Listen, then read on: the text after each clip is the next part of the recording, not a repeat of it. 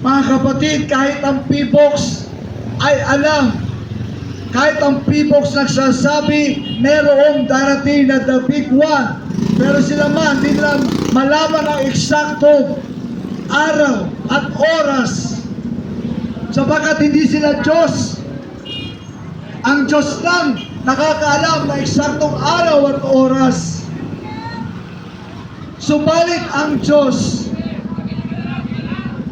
kung meron siyang pagkakatiwalaan sa lupa, ayon lamang lumalakad sa pananampalataya kay Jesus. Si Jesus lamang ang tagapagligtas, wala nang iba.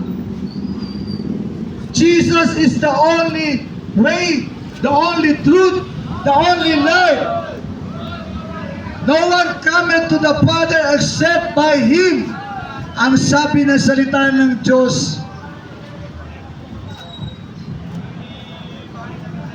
At mga kapatid, binabanggit sa salita ng Diyos ang earthquakes in diverse places. Mga kapatid, nakikinig po ba kayo?